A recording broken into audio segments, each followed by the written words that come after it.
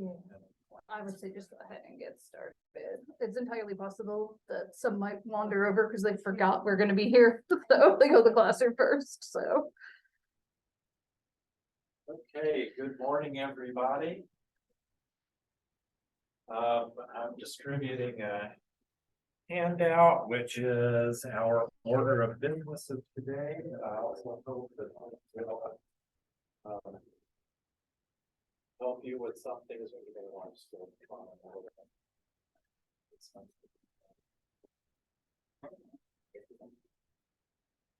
something that you can also refer back to you.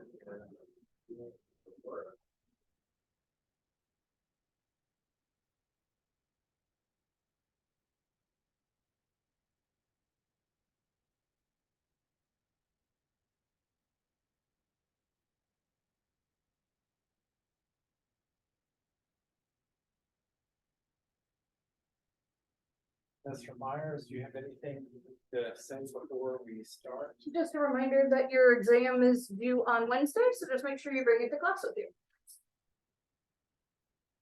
All right, well, my name is Stephen Leist, and I'm the head librarian here at Virginia Wesleyan, and I've been here for 11 years now.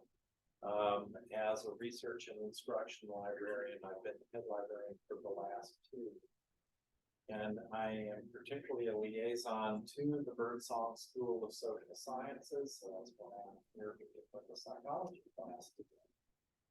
And so what we are going to do today, the learning goal is to find and select appropriate materials and evaluate them. And so if you ever have any questions, I'm seated in my office is in the back of the library on the 1st floor. You just come into the office suite. You don't need to knock or anything. You can also schedule an appointment with me on the library main page.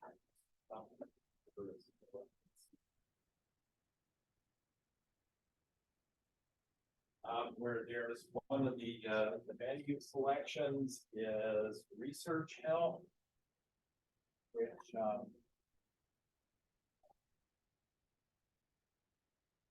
right here. And if you click on that, there is where the appointment scheduler is, and you would just select me. You can select a given day to see what my availability is, and then pick a time, answer some brief questions, and then that comes to my email and goes on my Google Calendar. When I have added that, you have confirmation that that appointment is set. So those are all the ways to reach me. You can also see here what my email address is. You can send an email question as well. So let's get back to our agenda, because that's where I want to start first.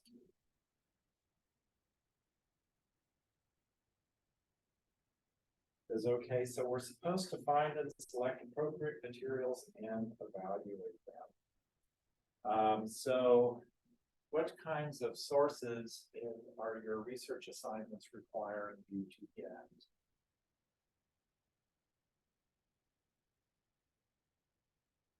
Well, okay, scholarly sources.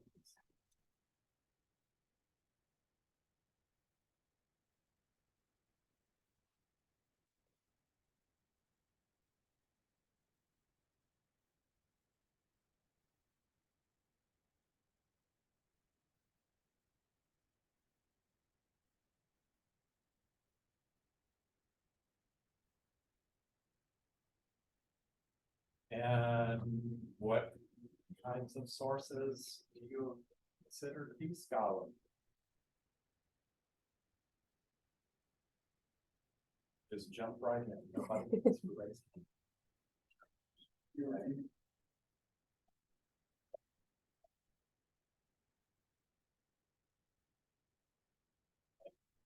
So peer reviewed. What does peer reviewed mean?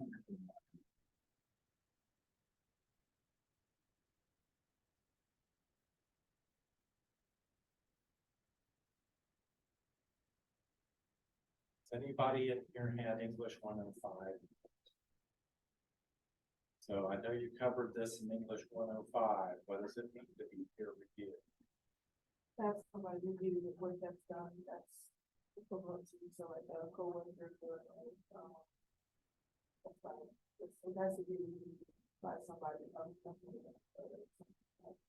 Okay, so it's reviewed by another expert in the field. So Professor Myers, who has published and can tell you what all is involved in that. I have to be editor of a professional journal right now, so I'm on the other end of that. Oh, that's so much work. So it's a rather exhaustive review process. So it's somebody, an expert in the field, a researcher,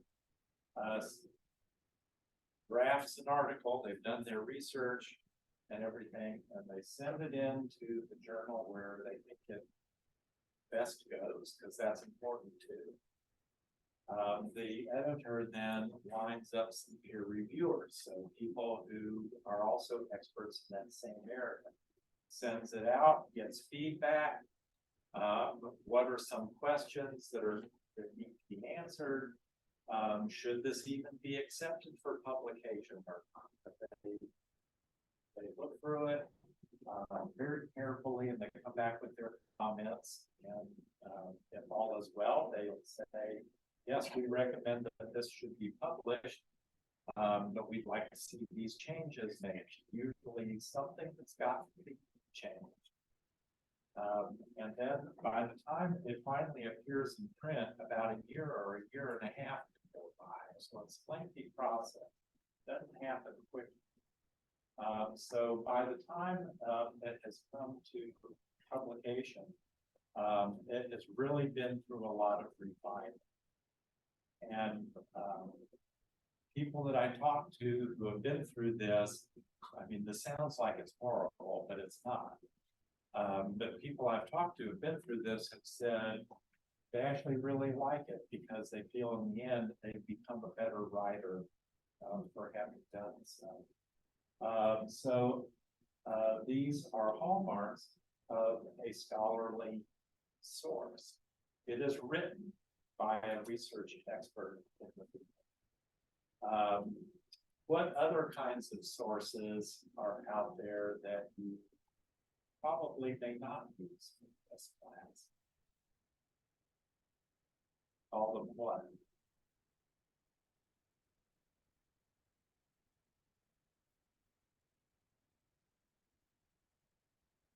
Call them popular sources because they are written for the general public.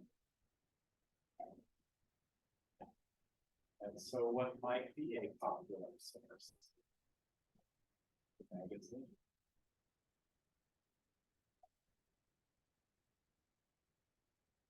And there are a lot of popular magazines out there in psychology that are aimed at the general public to inform. The articles are written by people who are not research experts, so they might be well informed on the subject. But they are not affecting research generally in depth. Another one might be a newspaper. And there are a lot of newspapers, very credible ones, that have well-informed people writing for them. But they're usually distilling the research information and repackaging that for a general readership because their purpose is to inform, not to cover something with the same kind of depth. And so if I'm looking at a research article, one of the big questions is, how do I know if something is original research? So before we look at one,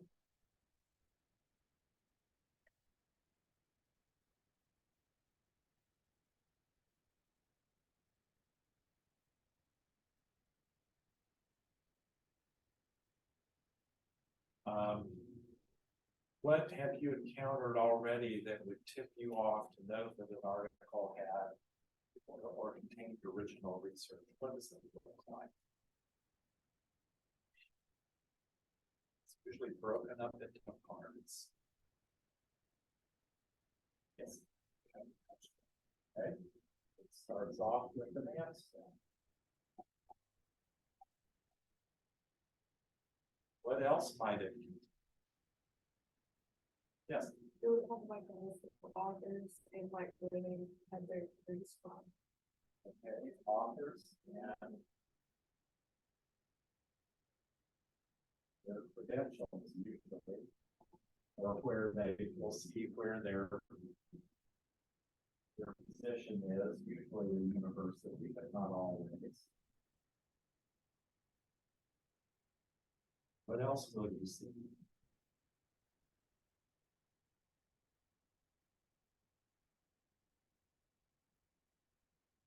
Usually a section called the literature review. So this is kind of where they're setting up the research question. And they go over some of the principal past pieces, articles that have been written, a survey of literature. And then we have found this gap in the research, and that's what this is going to be about. And in psychology articles, the lit review is usually under the introduction section. And depending on the journal, the introduction section might not be even labeled introduction. It just starts. Some do, some don't. Just start. There's usually a methodology section.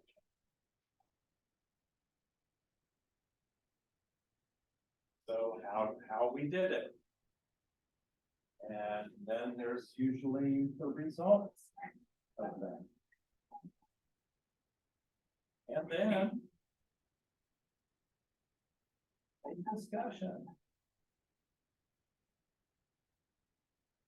And then that's kind of where, at the end of that is where this research could still go further. It might come something open-ended. And then there will be bibliography or the references. So things that you would typically find in a scholarly article that is on original research. So let's take a look at one of these.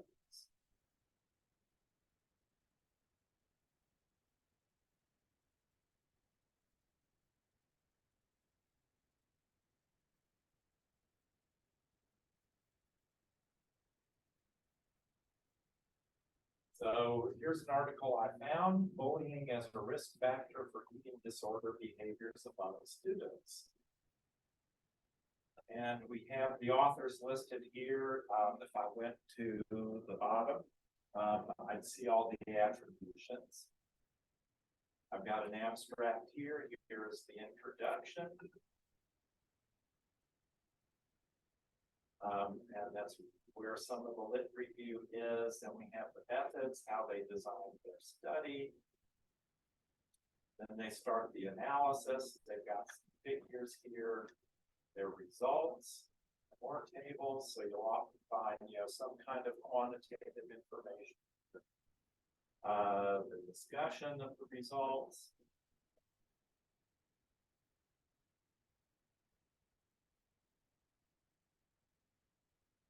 And the summary. And then the references here.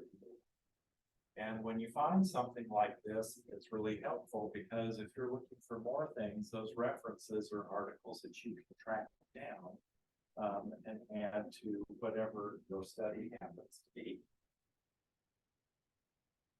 Now,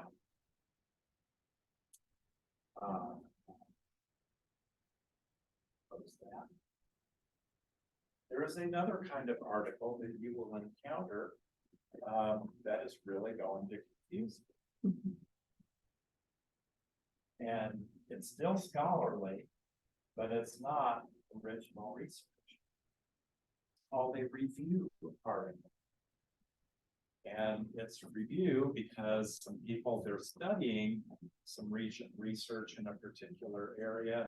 They may be comparing and contrasting, or doing other things with that information. So I can get this to open again.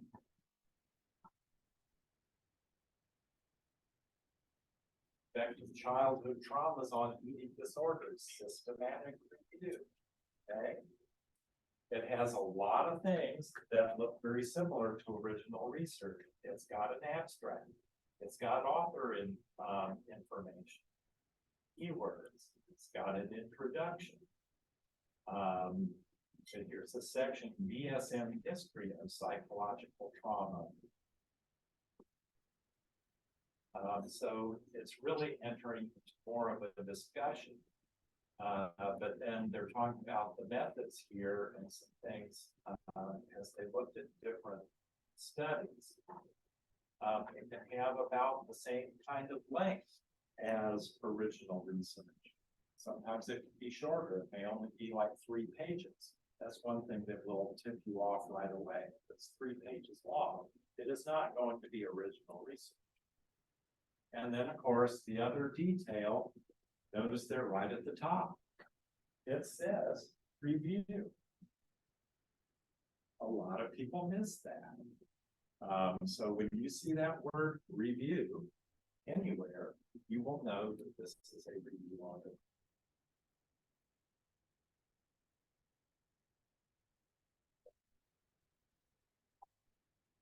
So anybody have any questions about that?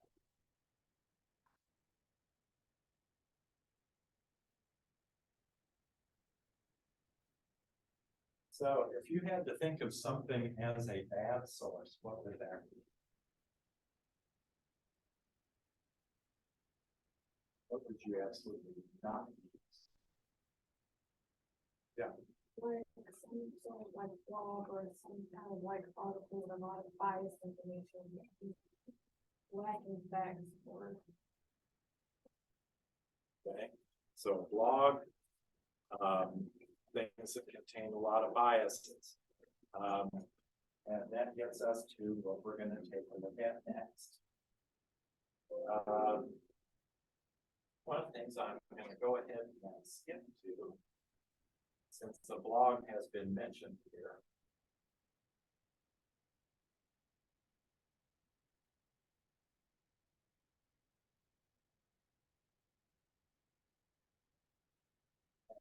If you've got a browser open, you can copy and paste the URL or type in the URL and get to this. But here's a blog, 40 ways dogs are the ultimate companion for kids. And who wrote this? If you can see on the, it's a little hard to see.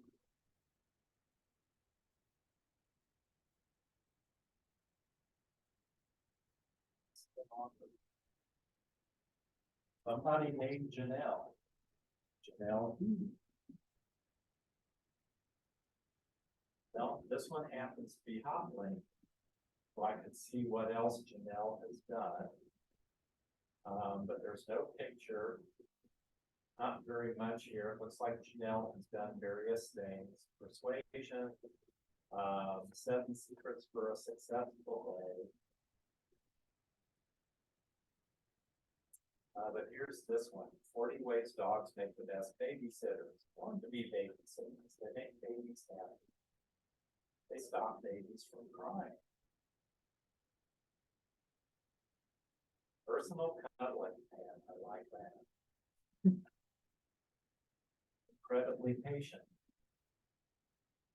Crawling less.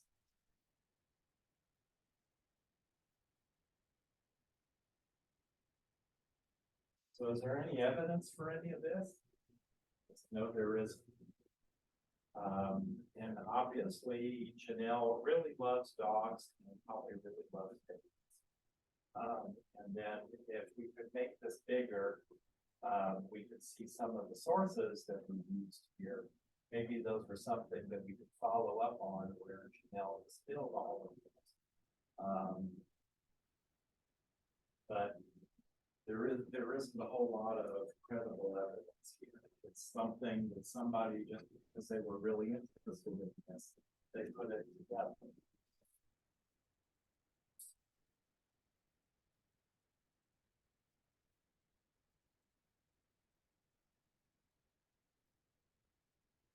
And one of my favorite things.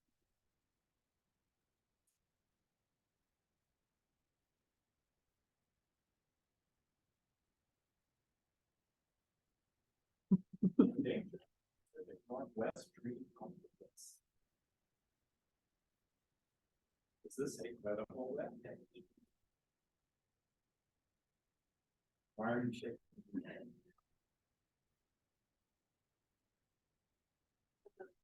The font of it is like. It's just like a little. Professional. Okay. It just looks weird. Anybody else want to say anything about this?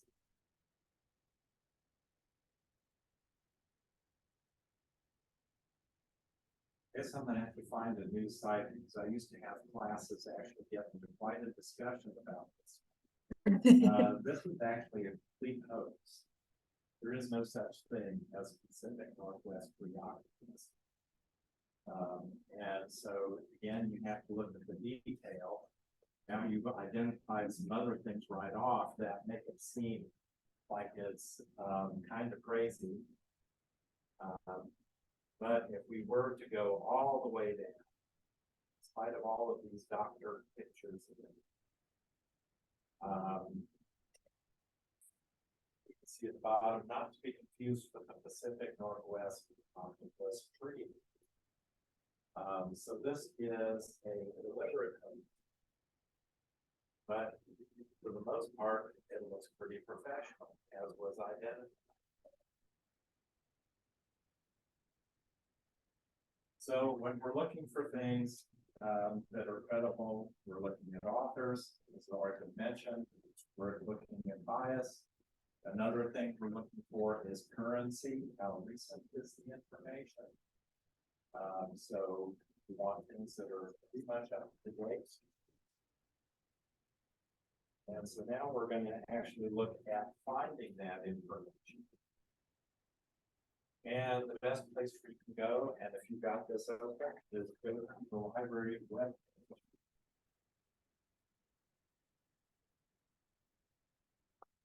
One thing I wanted to do first, actually, before we jump to it, this will be helpful too for you to know. I put on the handout sheet Google Scholar.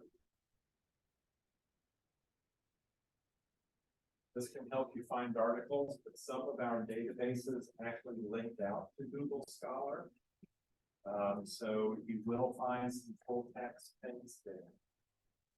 And so I just want to quick give you some tips here. My topic is clinical psychology and disorders.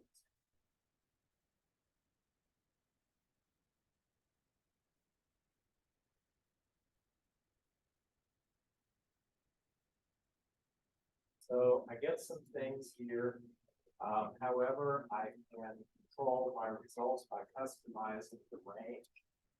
One of the things you will also need to make sure that you do, where you see these three bars in the upper left, going down to settings, and then go to library links. Make sure you've got Virginia Wesleyan University checked there. You may not always have that checked. And so that will facilitate making sure that you are what you are looking at will be linked with some of our sources that actually go to them. So we see a lot of things here. Changing the date range will help me bring down the results considerably. We can see things from just all over. If I want to just look for some things that I'm trying to find, maybe this first one, eating disorders and quality of life, review of the literature, okay, that's a review article. It's not original research, but that doesn't mean it can't be helpful. And so if you see PDF out at the side, academia, EDU, and also ResearchGate, these are kind of like academic social media, if you will. Authors have put their work online to make it more freely available to people, so that their research can actually get out there. Just as the side thing, you see that one that I've got the cursor on. It comes from a publisher called Elsevier. Elsevier is an incredibly expensive scientific publisher. Only 3 maybe now universities in Virginia are maintaining a subscription to them at all. Because of the expense. They made some news about 3 years ago or so when a lot of researchers who were on their editorial board were resigning because their own students couldn't get access to the research because of the expense. So these people had put it up on academia for review, and you can look at the PDF, read the article, and you can download it. Here are some really helpful things about Google Scholar. 319 people or 319 other publications have cited this article. So that tells me this is probably a pretty important piece. So I want to see who has. I want to see those articles, find out, see how I can get a hold of them. I can also find related articles, so anything that pertains to this, I can find some more. So this is a good way for finding some things. Okay. So anybody have any questions about Google Scholar?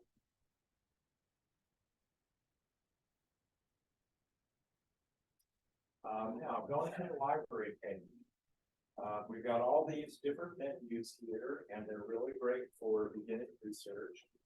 I'm saying I'm new to all this. There's this big search box there, and so I'm going to start there.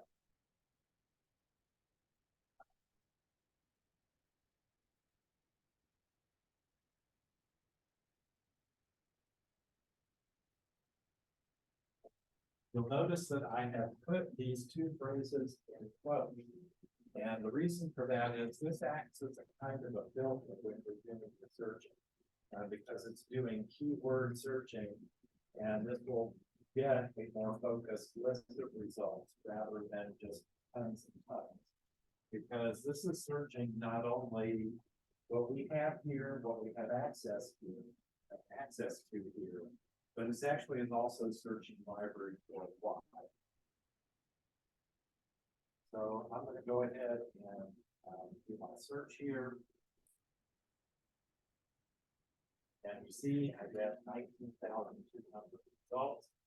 So maybe I just want to see what I've got direct access to here. So I brought that down by quite a bit. That I can change this even further. Maybe I just want to see what is actually freely available full text. Doesn't really change things. But I can do some other things here. I can look for articles this way.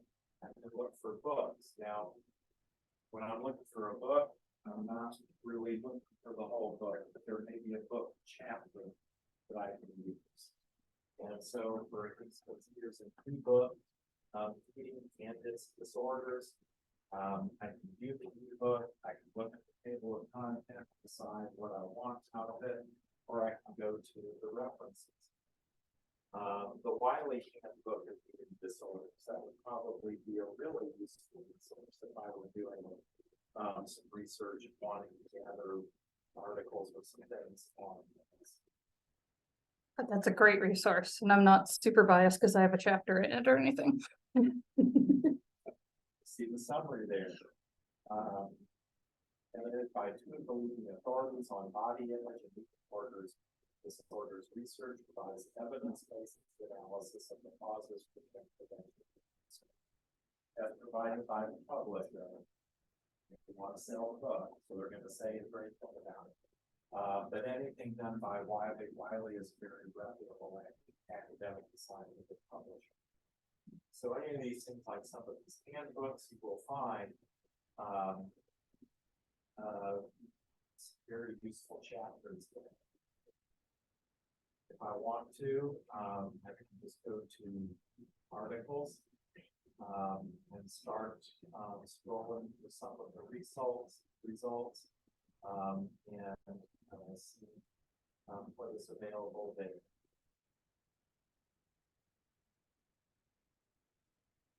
Like here is an article, self-report measures of loss of control over eating, from the International Journal of Eating Disorders. All the information is there, and it says view full text, so I would be able to just read that.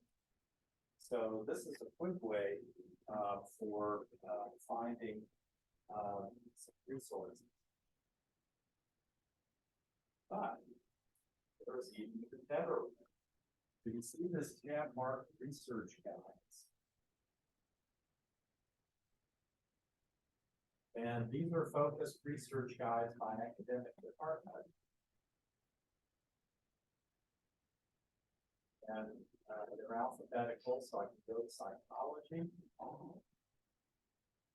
And if I want to find articles, here are the various databases in which I can do my searching. So there's that databases tab on the front of the library page. It's an A to Z list of all 95 databases that were subscribed. But who wants to try to figure out which ones are going to be most appropriate? Go to the research guide. And that will take you to the ones that you should be looking at. And so this one, I could just start here.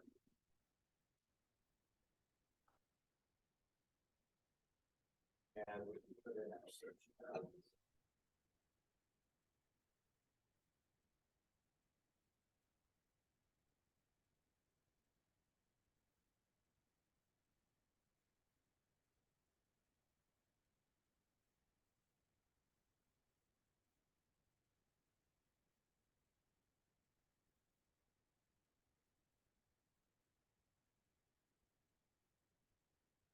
And I'm not going to put out any other filters on this because I just want to see what I'm going to get. I've got a little over 1,000 results. Again, I can limit full text. Brought that down, I can limit to review. And obviously, I don't want articles going all the way back to 1957. So maybe I just want to see what's been done about the last 10 years or so. So now I brought this down to a much more manageable issue.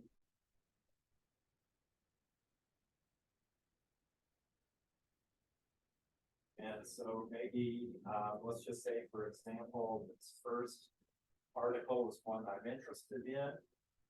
It's from the Journal of Clinical Psychology. It came out just a little over a year ago. I can read the abstract here to decide if I want to spend time on it. Notice those subject words. Eating disorders is obviously a very important one, but if I'm starting to think about a particular group, in this case, teenage girls, maybe you just want to focus on that. That would be a new search term that you would enter to modify your search. And it's full text, so I can look right at it. And I can read the article if I want to. And then there are these helpful tools on the side. If I want to save this somewhere, I can stick it in my Google Drive. I want to create a folder there. If you are a little more pressed for time, and you just want to gather some links that you're going to go back and look at later, you can email it to yourself. This is a handy way to research using this database. I've listed some others there that are also very good for psychology subjects, and they're in the research guide. The social science database, ProQuest, and also Site Info, which is largely abstract, but you will find some articles there. What happens when you can't find an article full text? Well, it's on the main library page, but we put it in the research guide too. So we have a journal finder. If you're not finding something full text in one database, that doesn't mean it isn't published full text in a different one. Remember, these are commercial products. Oh, what was that one? Journal of Clinical Psychology, and quickly enter that.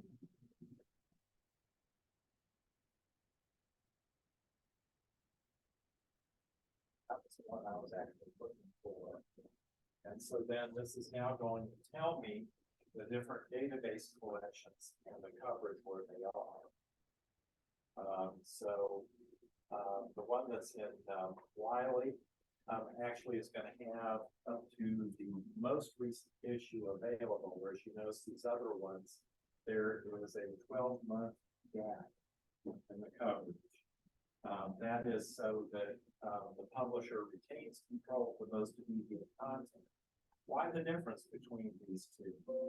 We'll notice the Wiley starts with 1996. The other one goes back to 1945. So it's kind of a trade-off. What are you willing to pay for? The archive or the most recent content? Wiley wants the most recent content, so that's why they've got a different arrangement. So anybody have any questions about finding things?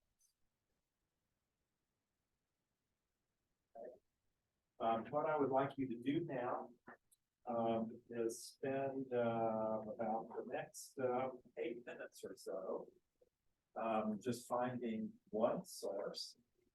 And we'll take a few minutes before we wrap up the class time altogether to see why you thought something was a good source or not. So go ahead and jump in, and you're just finding one article. And you can use anything that I can show.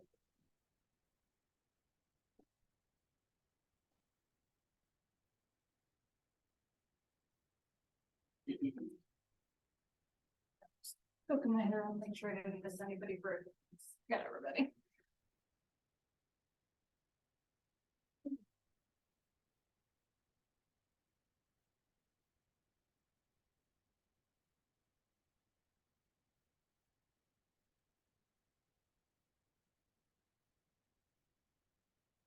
The assistants just call me.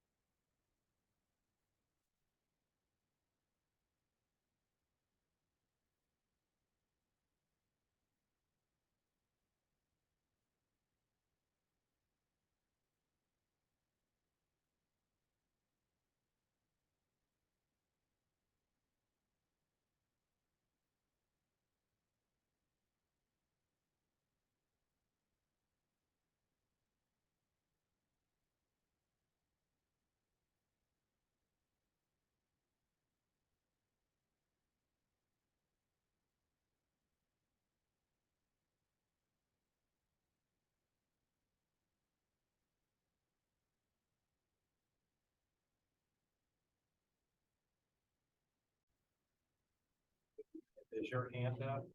Oh, no. Sure. Oh. So why don't you come up to the podium? I've got a Google Scholar window open. So.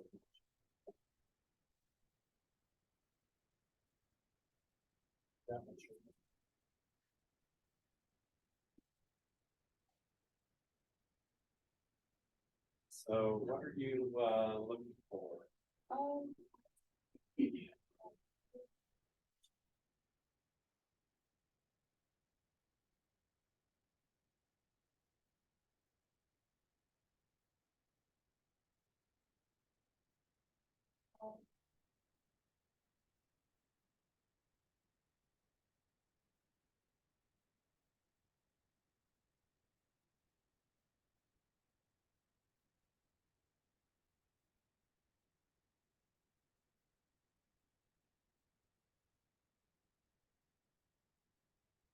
And so what stands out to you that would make this useful and make this a scholarly article?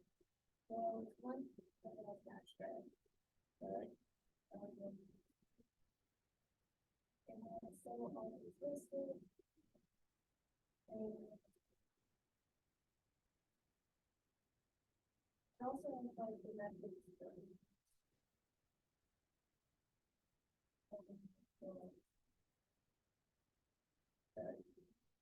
So those are just sort of summaries there at the top. But if you scroll down, you'll see the larger article here. This is sort of typical of this platform. But if you also want to work with it, there's the PDF symbol up here.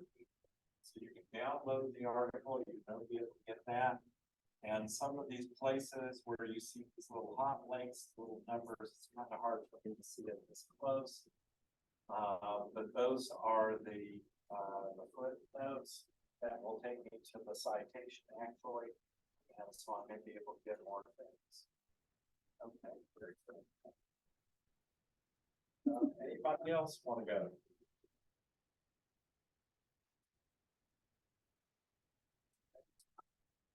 I have one last little thing for you that I would like to do, which if you would log into your email, and I have at the bottom of the handout, what did you learn today that will help you with this course? So I'm looking for something specific to cover.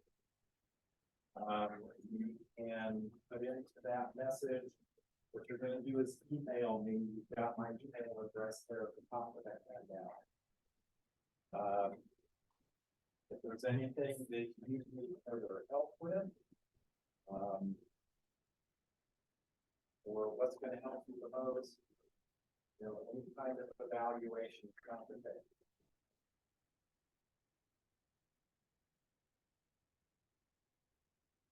And when you